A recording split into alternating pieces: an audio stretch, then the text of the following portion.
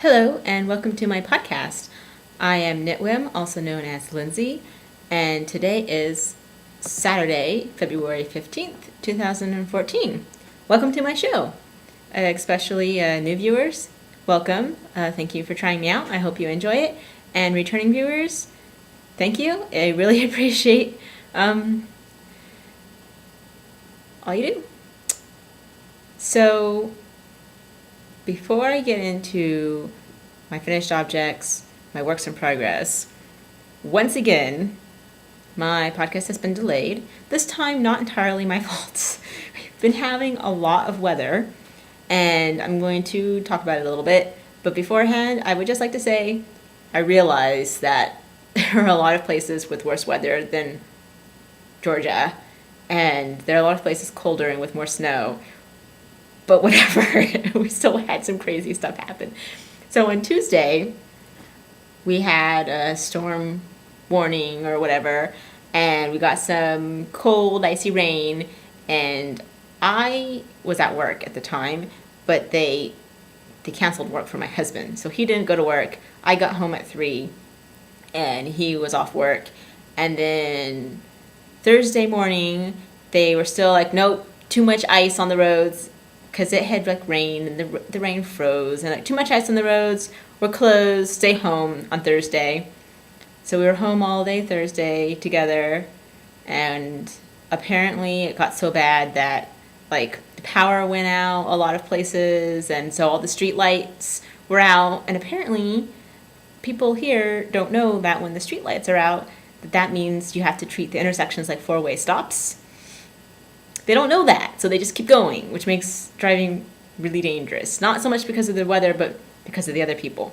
And then Friday, we lost power, and we lost power for 24 hours, which is a lot of fun. And we were also still at home, and power came on at like 30 minutes past midnight Saturday morning, and then today's Saturday. So it was a lot of fun. I missed out on 3 days of work, so woohoo, snow day! It's gonna really suck going back into work on Monday after so much free time. Main thing that I did was I got a lot of knitting done. So I had one project that I was working on for the Knitwhim Winter Games this year. Have you heard of it? It's I'll talk more about it later, but I have one project that I thought was going to take me the whole 2 weeks to knit, and I finished it yesterday because, hello, I'm stuck at home.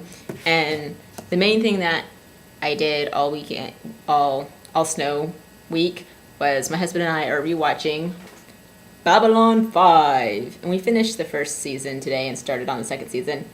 It's one of my all-time favorite television shows. I have fond childhood memories of sneaking peeks at episodes that my dad was watching, and then when I was older, I got to see like random episodes not in order, and then eventually, finally, I was able to see it all the way through. Really love this. It's kind of like Star Trek, only better. You know, it's great. But yeah, woo! We did this until our power went out, and then our power went out. We mostly just huddled under blankets and prayed. It was like 52 degrees in the upstairs of our house when the power was out, and the downstairs was like 20 degrees colder than that. So it was like, woo, I'm happy. Fun stuff. And then I did knitting. So for the Knitwhim Winter Games is the Knitting Olympics, where you try to complete a challenge during the Winter Olympics that'll, will be a challenge and will be difficult, will be hard to do, and you're supposed to watch the Winter Olympics, and it's supposed to be a lot of fun. And it's always, they have, if you go on Ravelry, they have teams, they have an official group with all the different categories, they have hats and color work and all sorts of categories. It's a big thing. There are prizes. It's all over the place. I have links to both the team that I joined, Team Sasquatch, for podcasters and listeners, and also for the official Knitwhim Winter Games site, with group on Ravelry with all the official rules. But it's a lot of fun. because I'm super busy and I did not know I was going to be snowed in my house for 3 days. Snowed in meaning we had a thin layer of ice covering everything for 3 days. Actually, the ice is really thick. It was like the grass was covered in ice, and the ice on the grass was like 4 or 5 times thicker than the actual blades of ice, blades of grass. God, I can't speak. Anyway, so I wanted to do something that was going to be a challenging project, but that wasn't going to be time-wise challenging for me to complete. Because last time I participated, I tried to do something that was an easy pattern, but was going to be challenging to complete in the time. And so I tried to do this like really long rectangle lace weight shawl that was like 2,000 yards. That was difficult. So I wanted to do something that was going to be more technically challenging, but not as time consuming. And I decided to do the whips dancing category, which allows you to try to finish works in progress as your competition. So it's not as competitive as, like the sweater category or, socks in 2 weeks or something crazy. But I really wanted to finish this work in progress. And so the project that I picked was the In Paper Mitts. So this is the one that I had already finished. And I cast this on in November of 2012. And I like to say I've been working on this project for 2 years. My husband likes to inform me that it hasn't really been 2 years. I don't care. I've been working on this for 2 years, it seems. So this was finished before the Ravelin started, and I cast on the second one and finished it. The main reason why I haven't been working on these gloves was the cast on, because the pattern calls for something called a tubular Italian cast on, and it looks fantastic. I don't know if you can really see that. It's super stretchy. It looks nice, but it took me like 2 hours to do it the last time, and then when I went to do it for the second glove, I messed it up. And I've really just been procrastinating all this time because I didn't want to do it. So for the second glove, I was like, screw it. Pardon my French. I just want to finish. And so I just did a regular whatever cast on for this one. And you can see how this one is more rigid. This one's kind of flared because it's got that nice tubular cast on. And this one's way super stretchy compared to the normal cast on. So from an objective opinion, yes, the tubular cast on is superior, but it takes so long to do, and I don't have it memorized, so I have to sit in front of the instructions and like stare at the instructions, and I'm constantly dropping stitches. And I already hate casting on DPNs anyway. I think if I were to do the tubular cast on circular needles, doing magic loop, maybe, but maybe that would be hard too. So that was my first thing. The second thing I did, so this is the one I did for the Ravelin. My light is super not cool today. It's like dark outside because, hello, we've been watching Babylon 5 all day today. So towards the bottom of the glove, the yellow and the colorwork doesn't pop as much. And then towards the top, it starts to pop more. And there's a really simple reason for that. I figured this out the hard way. So when I was knitting, I knit each color a different way. So I would hold the purple with this hand and knit like this, and then I would throw with the yellow with this hand. And when I was doing that, it made it so that the yellow stitches did not show up as well. So when I was trying to knit looser to make the yellow stitches pop and doing everything, it didn't work. All I had to do was switch hands for the colors, and so I would throw with my purple and then knit this way with my yellow, and pop, the colors came out. So I don't know if it's just the way I knit, or if that's just a attribute of continental versus English. I don't remember what they're called or which one is which, but you get me. Mostly they look okay. The other thing I did was I just did a regular normal bind off on the top, which is the one thing I really regret, because although I can tell you, tubular is better for a cast on, but I'm not crying any tears. tubular bind off for the top of mittens is so superior. So superior. Because also I accidentally did 2 extra rows of ribbing on the second one, so that's part of the problem. This is the way the tubular bind off one lays on my hand. To me, this is the perfect fit for a mitten.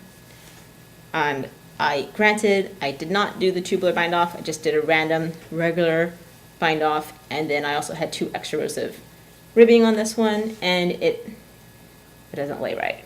I don't like it. And then I made one other mistake. On the pattern, there was a purl seam on both sides of the glove. Both at the thumb.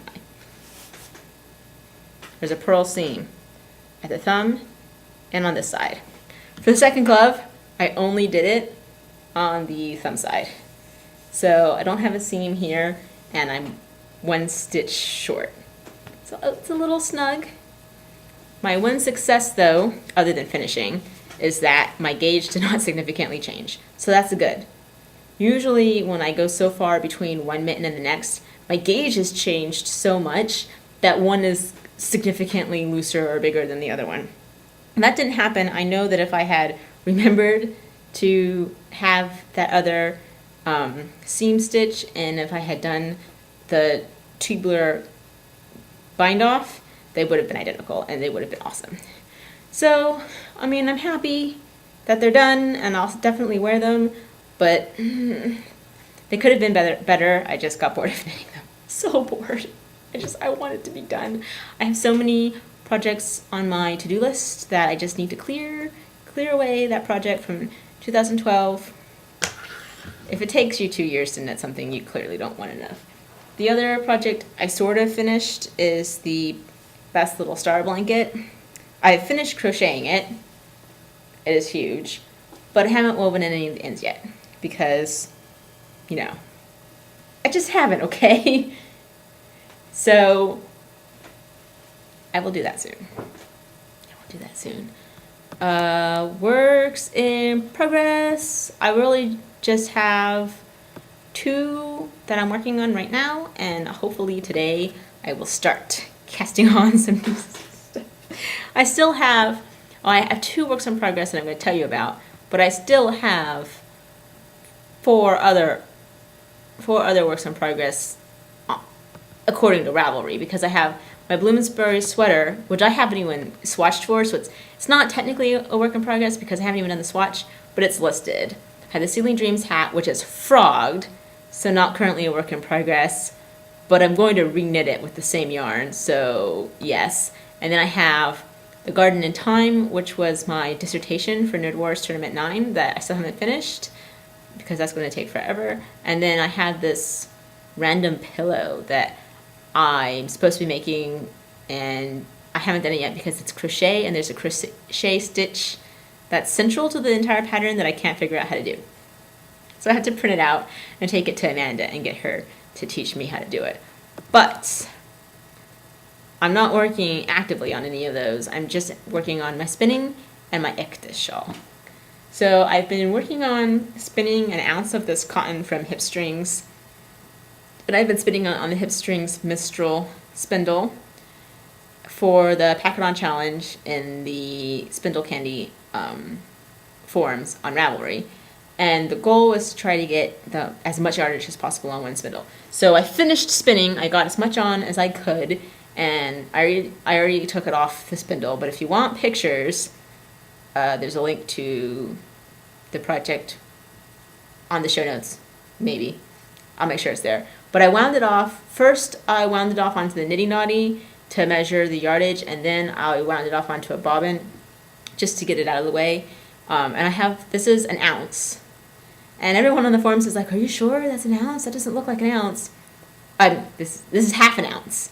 They kept saying, that looks like more than half an ounce. Are you sure? I'm like, yes, I think it's a half an ounce. My scale says this is half an ounce. So if it's more than half an ounce, my scale is lying to me.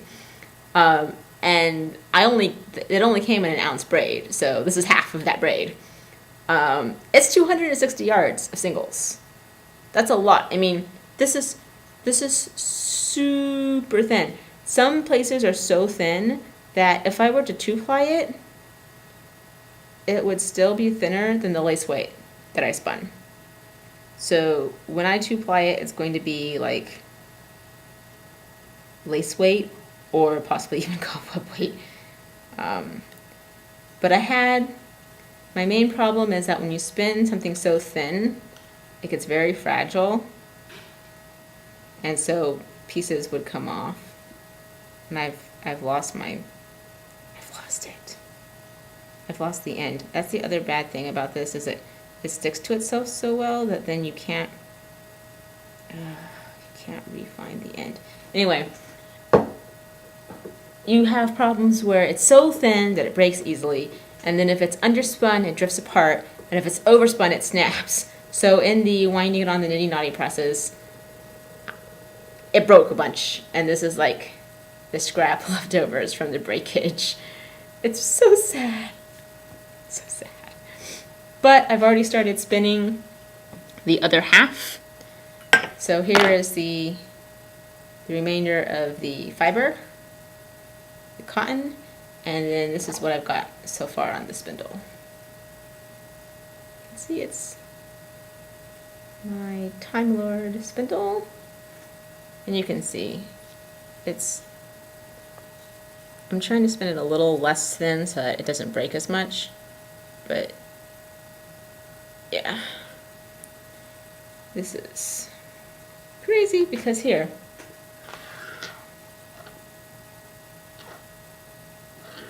yeah, this is, the top is lace weight, and well, the top is my cotton and the bottom is the lace weight.